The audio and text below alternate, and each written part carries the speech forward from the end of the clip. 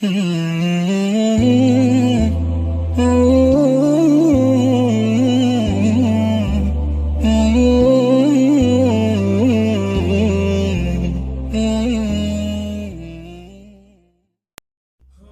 دست گل بهار باشد مادر، صبر دل بیقرار باشد مادر. گر شاهی یا گدا در ملک دیگر، در راه تو انتظار باشد مادر. بعداً سلام علیکم دوستان عزیز و مهربانم. داستان بسیار داستانی پرعلم است. خواهش کرده می شود تا آخر قصه با دقت گوش کنید دوستان عزیزم. روزی میگوید پیامبر خدا درود بر او به سوی سلمان فارس گفت: ای سلمان، بیا غریبان را زیارت برویم. میگوید سلمان، خداوند از او راضی باشد، پرسید: ای پیامبر خدا، کیها هستند آنها؟ غریبا کیها هستند؟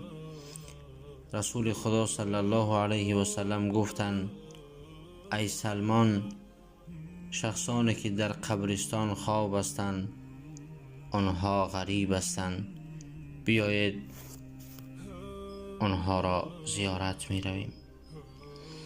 هر دو زیارت قبرستان رفتند.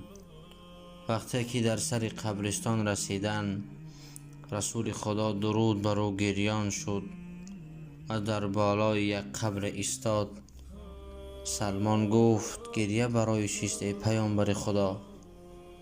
پیامبر خدا گفت: ای سلمان، حضرت جبرئیل علیه السلام پیش من آمد و گفت در این درون قبر یک مرد بی نهایت سخی و سخاوتمند خواب است، اما او را در آتش می بینم. رو اهل مدینه را جمع کن تا همه اش سر قبر خویشاوندانشان بیایند. سلمان میگوید اهل مدینه را جمع کرد و همه سر قبر خویش و اقربای خود آمدند، اما سر قبر این مرد سخی کسی نآمد. باز رسول خدا صلی الله علیه و سلم گریان شد. از بین مدت گذشت که یک کمپیر با پای لرزان و با میان خمیده سر قبر این مرد سخی آمد. پیامبر خدا درود بر او گفت: ای مادر جان، این مرد کی می شود برای شما؟ مادر گفت: ای رسول خدا، این فرزند من است.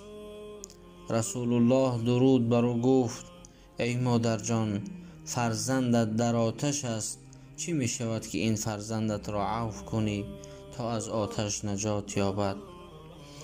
مادر گفت: ای رسول خدا، عفوش نمی کنم، نمی بخشمش. یا رسول الله، این فرزندم زنش را از من بالا دانست. من نخوردم خوراندمش، من نپوشیدم پوشاندمش، ننوشیدم نوشاندمش. من این را تربیت کردم، این را به وایه رسانیدم، اما او چی؟ بر من ظلم کرد، دل مرا شکست، دل مرا آزار داد. نمی بخشمش ای پیامبر خدا. میگوید پیامبر خدا دستان مبارکش را بر چشمان این مادر مالید و پرده از چشمان مادر برداشته شد. در این حالت احوال پسرش را دید که در آتش سوخته ایستاده است و پسر داد میزد، فریاد میزد که مادر جان، مادر جان، مرا ببخش. میگوید مادر که این حالت را دید دیگر طاقت نکرد، گفت فرزندم، تو را بخشیدم. در این حالت میگوید خداوند مهربان جای از جایهای جنت را نصیب پسرش گردان.